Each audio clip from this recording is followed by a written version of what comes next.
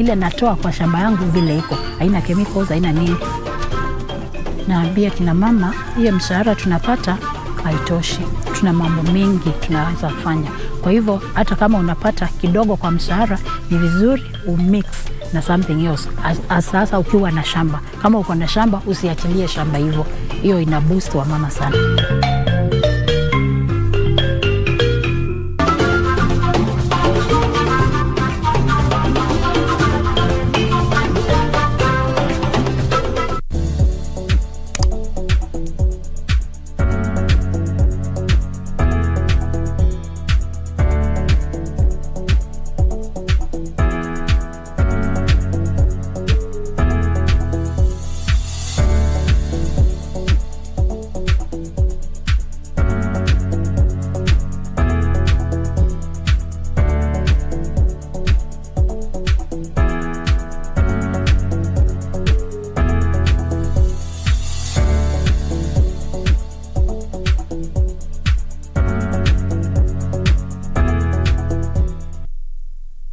Sitakubali mtu yeyote aingilie katika mipango yangu. Kwa hivyo chunga sana unapokanyaga. Unachokitafuta kutoka kwangu nitakupatia sawa yako ukae mahali pako. Ng'ombe amejileta kichinjioni mwenyewe. Kwa hivyo utamaliza naye hapa hapa. Wewe endelea kuvuruga watu hapo, uone vile nitakufanya. Nitakufukuza kama mnyama wewe. Kwani tumekugotosha? Mimi tumekugotosha ntipini. Where is it? Natamani ningekuwa na muda wa kujadili hilo, lakini sina muda.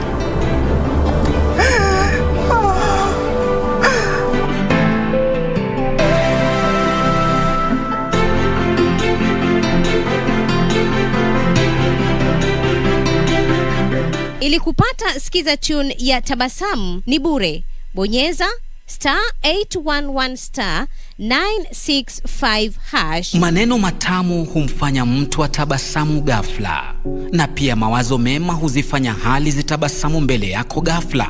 Hali ngumu zikawa nyepesi, hali tete zikatamanika. Ila unaponuna pia hali zinanuna. Hebu jifunze kutabasamu. Kupata sikiza tune ya Tabasamu ni bure. Bonyeza *811 *965#. *811 *965#.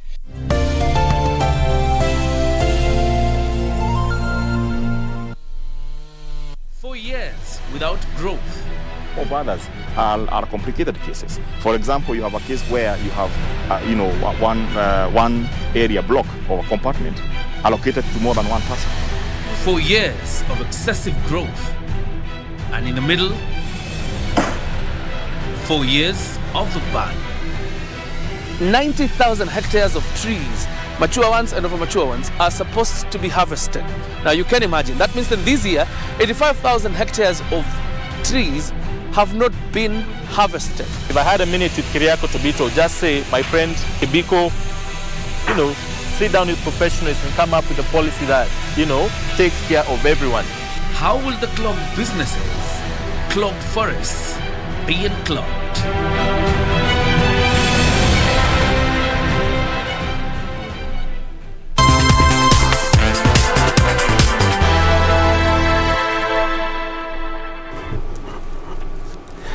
The 14th day of August it is. Good afternoon and welcome to KBC Lunchtime News. We have a comprehensive bulletin lined up for you that will also encompass sports news. Of course, the leagues are back and the excitement, the goals, the sights, the sounds, we have them right here on KBC. My name is Njur and Lensa Odingo will be our sign language interpreter for this afternoon.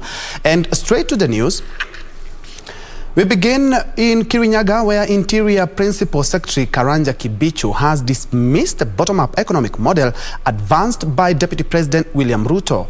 The PS, who was speaking in Kirinyaga County, warned area residents against electing leaders advancing the model, saying it is impractical and unsustainable.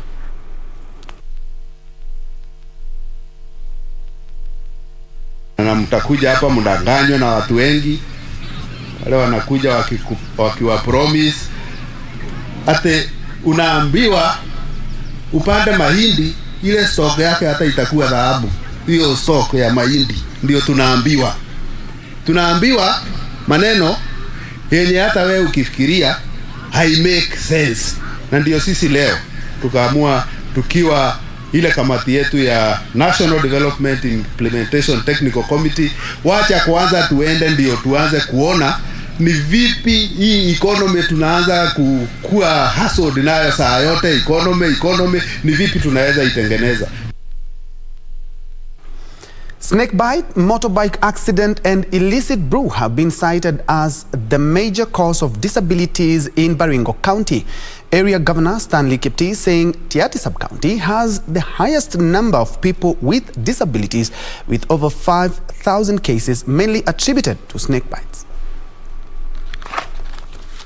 The number of people living with disabilities owing to amputation following bites from venomous snakes is increasing at an alarming rate. He noted the county has started a research center in Baringo that will help reduce the number of those becoming disabled occasioned by snake bites. Sehemu ya Baringo North chini, sehemu ya Baringo South sehemu nyingine, na hata sehemu nyingi hapa Baringo Central ni nyoka.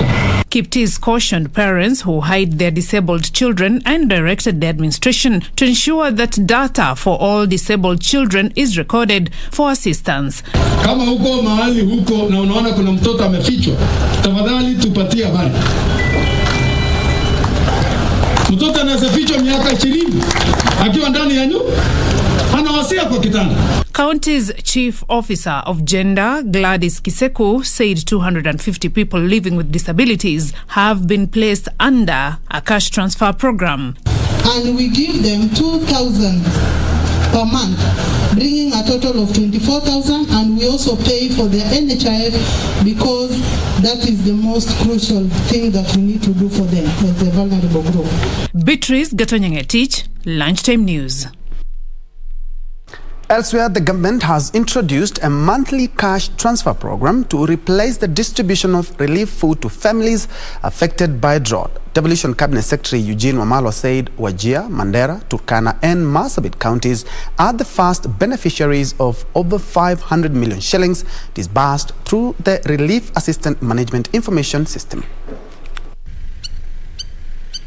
Over 2 million people in 10 counties are currently affected by the ongoing drought, which is getting worse by the day.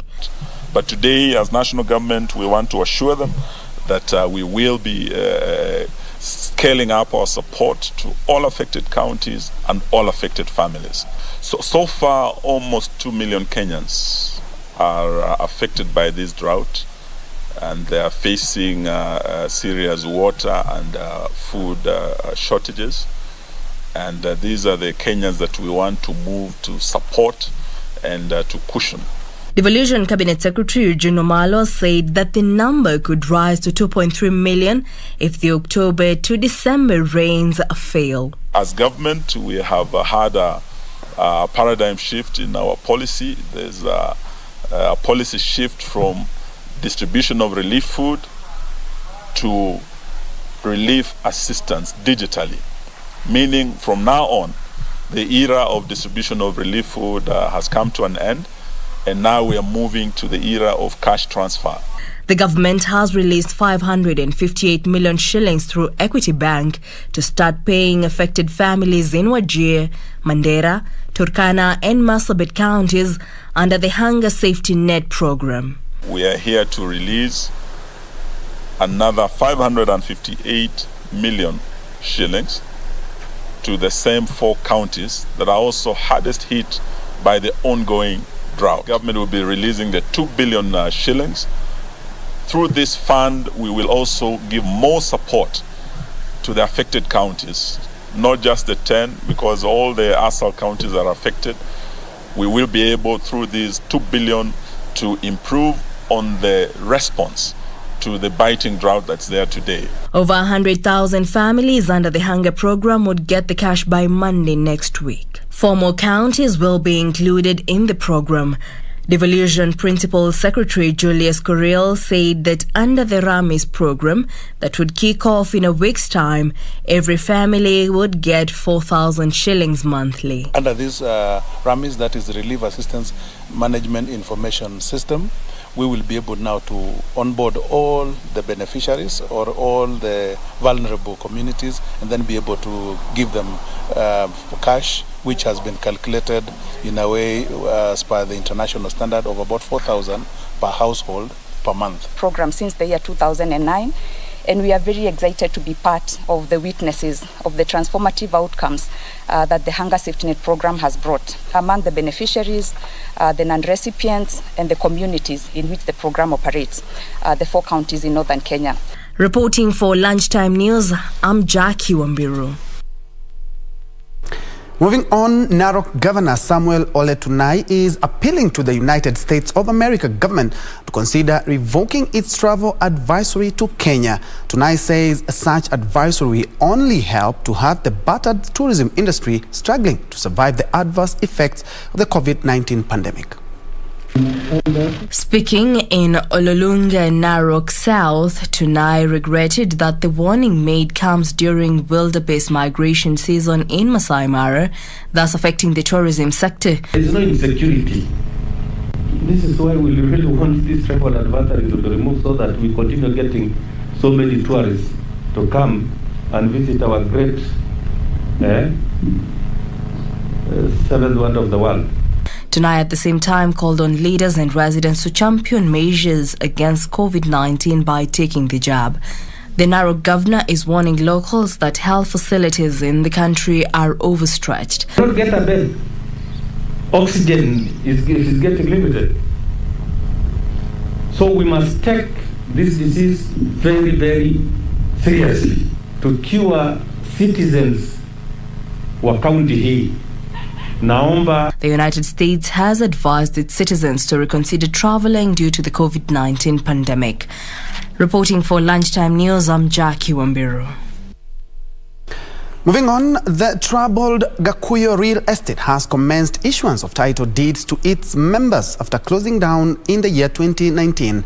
Over 500 members who had invested in the company have received their titles, with the company saying it is fulfilling its pledge to its investors.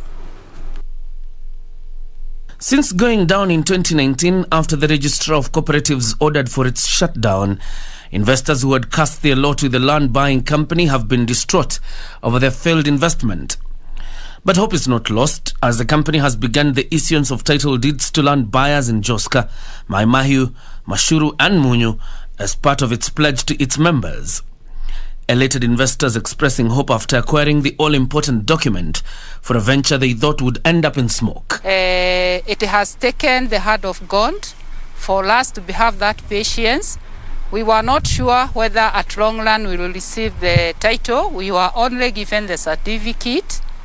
But we thank God that today is a special day because we have been able to get the title. Kwa hivyo nimeshukuru sana kwa Askofu Gakuyu. Mimi nimekuwa nikifanya kazi pamoja na yeye. Tumelianzisha bali wakati hakukuwa na pesa.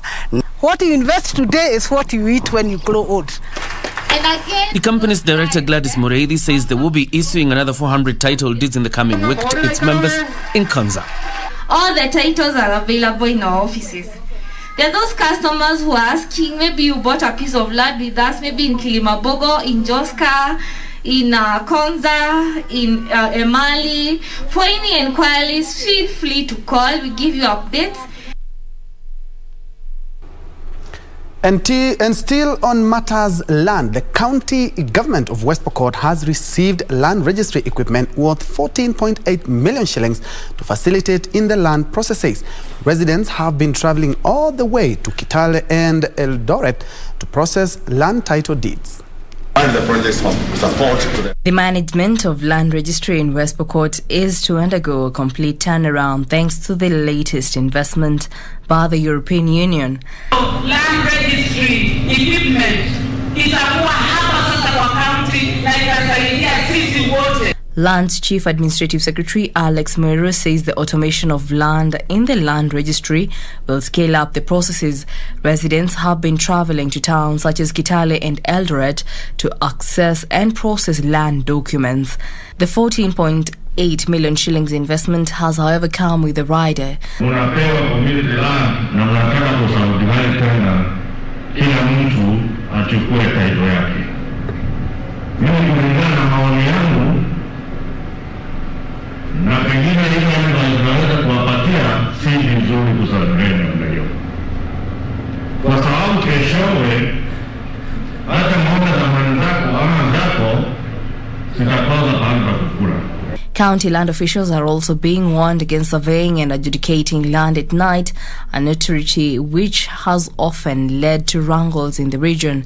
Area Governor John Lonyangapuo raised concern over the rate at which locals are losing parcels of land through dubious means by depositing land titles in exchange of soft loans.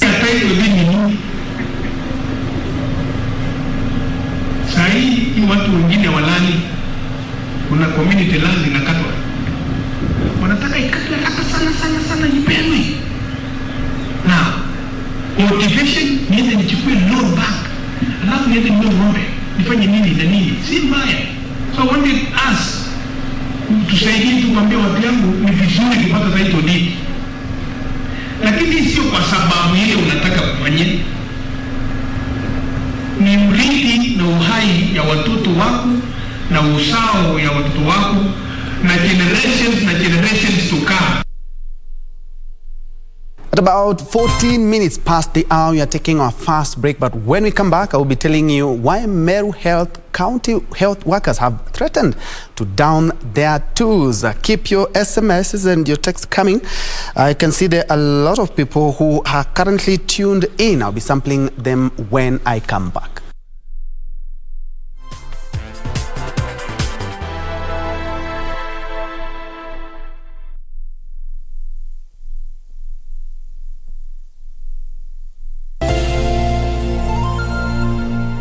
For more than 40 years, Kenya's first private university, the University of Eastern Africa, Baraton, has been educating and creating highly capable individuals for the service of God and humanity. We invite applicants for our September 2021 intake in various postgraduate and undergraduate degree programs in business studies, humanities, education, health sciences and nursing, engineering and other programs. We offer high blended learning in both physical and online models. Baraton University prides itself as an education center with high level of discipline anchored in Christian principles. The University of Eastern Africa, Baraton, a chartered Seventh-day Adventist Church institution of higher learning.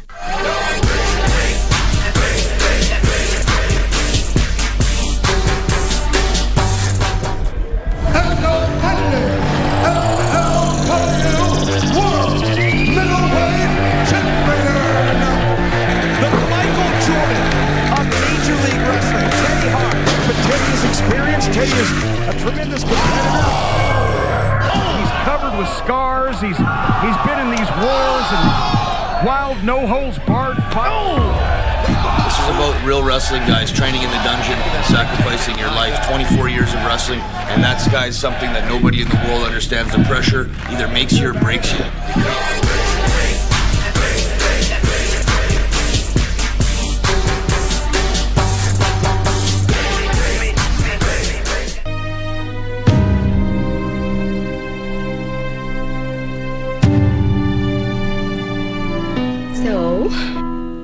I have your passport and your ticket. You're leaving tonight. Where are we going? Lavington. Nilikuwa nimekamkuuliza ile burungu. Lakini si unajua kuendagi hivyo. Ulikuwa askari. Toa hiyo ring. Wacha nini na yeye? Yuko na nina. Tutuzane wakati. Piga hiyo kitu. Piga.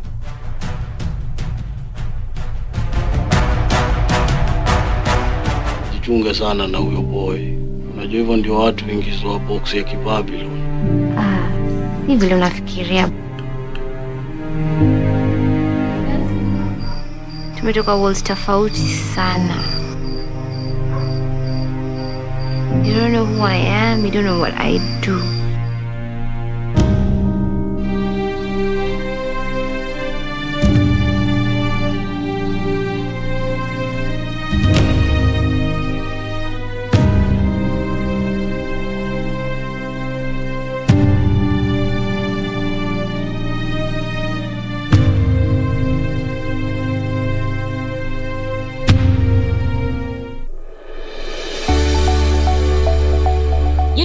University of Eastern Africa Baraton will be holding its 39th graduation ceremony virtually, commencing on Thursday 12th to the D-Day on Sunday 15th of August 2021 from 9 a.m. Catch the virtual event live on KBC, Baraton TV and Hope Channel. University of Eastern Africa Baraton, a chartered Seventh-day Adventist Church institution of higher learning.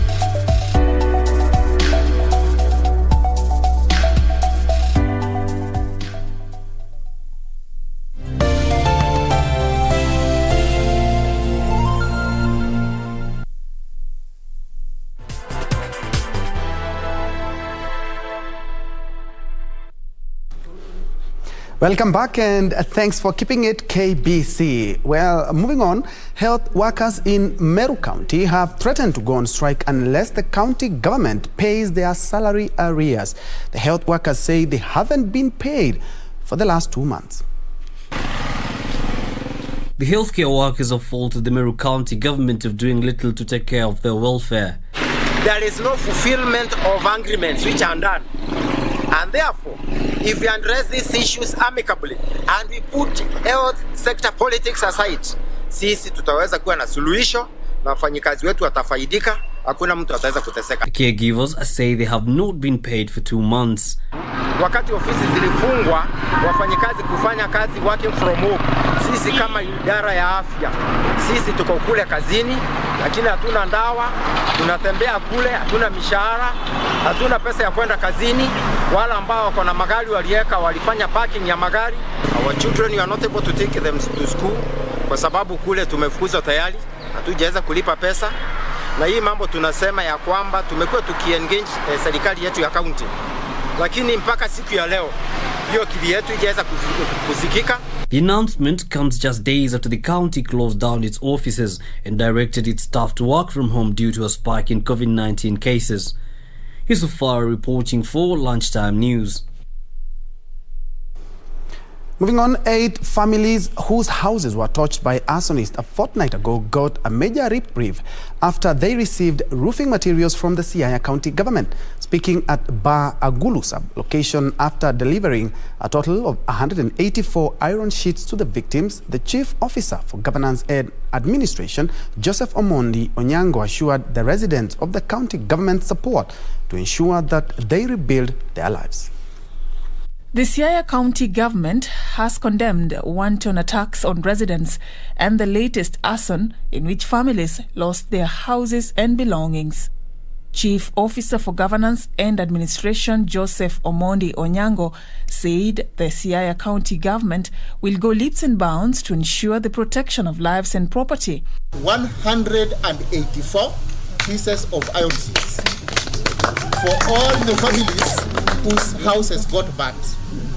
And when we are looking at it, there were 8 families. If you divide the 184 with the 8 families, each family is going to get 23 pieces of iron sheets. Southeast Alego MCA Joseph Boha challenged the residents to join in efforts to address the deteriorating state of security in the area. This is not the first incident that we are having as a ward. I think this is the 5th or the 6th incident that is happening here. And we hope that one day we are going to nab these people and they compensate for the properties and life that have been lost. His plea coming amid claims that members of the public were unwilling to volunteer information to security agencies during investigations aimed at nabbing the criminals. For Lunchtime News, I'm Safin Aching Oma. Elsewhere, a family in Nairobi's Tasia Embakasi Estate is appealing for urgent medical assistance for their 14-year-old daughter. Claire Isoyi Lusuli is suffering from osteosarcoma, a type of bone cancer. The family says Claire suffered an injury while playing outside their home, which worsened and turned cancerous. Kennedy Luceno says he has run out of options in attempts to find medical assistance for his 14-year-old daughter. Shida yenye niko nayo, ninahitaji pesa na sina namna yeyote. Nikitembea mpaka napata sina nguvu. Vile mtoto wangu analia usiku, vile anaumia, napata hata sina nguvu kabisa. Luceno says Claire needs several special treatments, including chemotherapy, radiation and surgery. medical costs adding up to 300,000 shillings. Tunahitaji 300,000 kukaramia hiyo matibabu yote ili aweze kupata uponyaji. He says he is unable to raise the funds needed for Claire's medical expenses. He is appealing to well-wishers to help him pay medical bills. Financial donations can be sent to M-Pesa pay bill number 4074731. Account medical. For Lunchtime News, I am Yusuf. Hello.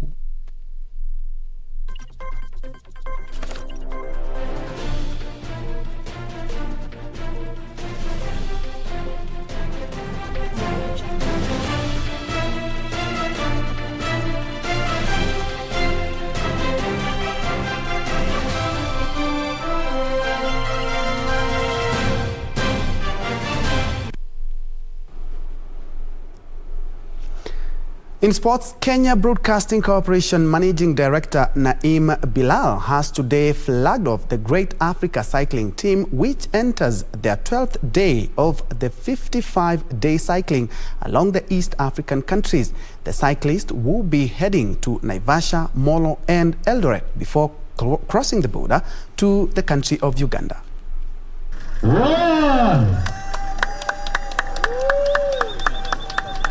The fourth edition of the Great African Cycling Safari entered its 12th day, with the Kenya Broadcasting Corporation Managing Director Naim Bilal flagging off the cyclists from Nairobi, where they will be heading to Naivasha after a 2-day resting period.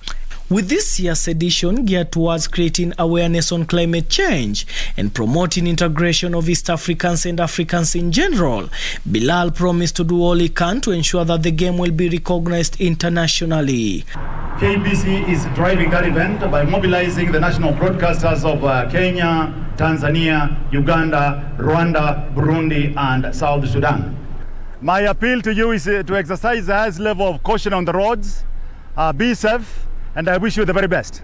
This year's event will see cyclists cover 6,000 kilometers within 55 days. Without unity, we cannot drive the commerce, we cannot negotiate effectively as an economic bloc. So we are stronger together, and we are cycling to ensure that we have the unity that we need to drive our economic bloc.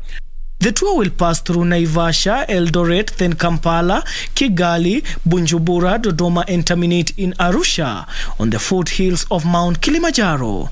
Daniel Mwendwa, Sports. Jadon Sancho will be involved in Manchester United's match against Leeds today as the Premier League continues. However, former Real Madrid defender Rafael Varane will not be making his United debut as he has not completed his move in time for the Premier League clash. Meanwhile, Brentford marked their Premier League return with a memorable 2-0 victory over Arsenal on the opening night of the new season. Sergio Canos gave Brentford the lead against Arsenal in their first English Premier League game since 1947. Parted appeals for a penalty, and they grow actually from one or two players. It was Mbeumo down the left-hand side who tugged it back, and the shot from distance leads to Brentford's first ever Premier League goal. The Gunners rallied briefly in the second half, but failed to find an equaliser and found themselves 2-0 down through Christian Norgad's header, following poor defending from a long throw with 17 minutes remaining. Long deep throw, Arsenal in trouble. Arsenal have conceded the second goal. That long throw created carnage in the box, and it's the Dane Christian Norgard who gets the second. It's Brentford 2, Arsenal 0. Brentford travels across London to Crystal Palace next Saturday, while Arsenal hosts Chelsea on Super Sunday on August 22nd. Matchday 1 continues today, with Manchester United hosting Leeds United at Old Trafford. United will have the services of new signing Jadon Sancho, but Rafael Varane will have to wait longer for his debut as he completes his transfer from Real Madrid. Jadon is going to be involved, definitely. He's had a good week. Unfortunately, he was ill after his holiday, and we've lost out on a few days of training with him, but he's gelled really well in the group, and he's looked sharper than expected almost. So he'll be involved. Can't tell you if he's going to start or not, though. United manager Ole Gunnar Solskjaer says he is still missing a few players through injury and COVID, with Jesse Lingard absent for last weekend's friendly against Everton after testing positive. Important thing is what I expect from my team. The opposition you can prepare for, but for us it's about ourselves. We've had a pre-season, a good pre-season. The last couple of weeks have been really good with everyone back in, and even though we're still missing a few players through injury and COVID, we're still feeling confident and ready for the game. New signing Junior Firpo is fit to make his Premier League debut for Leeds United. After shaking off a knock suffered during pre-season, the 24-year-old ex-Barcelona player could start at left-back, with Robin Koch and Liam Cooper expected to play together in central defence, as Diego Llorente remains sidelined with a leg problem. Midfielder Jamie Shackleton, who suffered a concussion in pre-season, has also been passed fit.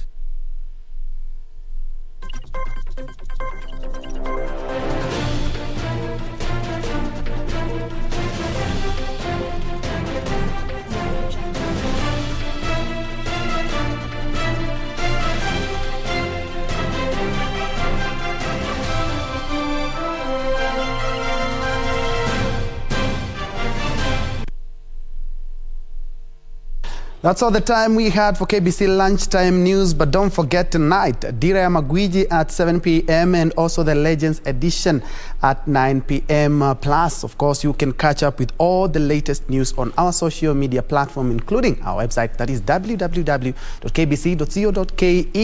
I've been your host, Ben Troy Njur, and Ann Wangeshi and not Lensa Odingo had been our sign language interpreter for this afternoon. Do have yourself a blessed Saturday afternoon.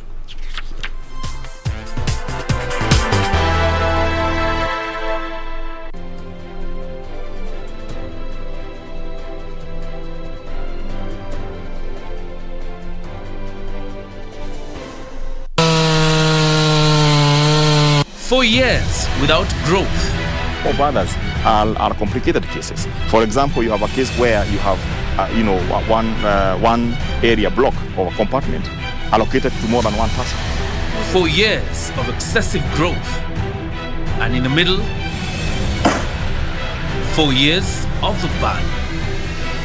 90,000 hectares of trees, mature ones and over-mature ones, are supposed to be harvested. Now you can imagine, that means that this year, 85,000 hectares of trees have not been harvested. If I had a minute with Kiriako Tobito, just say, my friend Kibiko, sit down with professionals and come up with a policy that, takes care of everyone. How will the clogged businesses, clogged forests, be unclogged?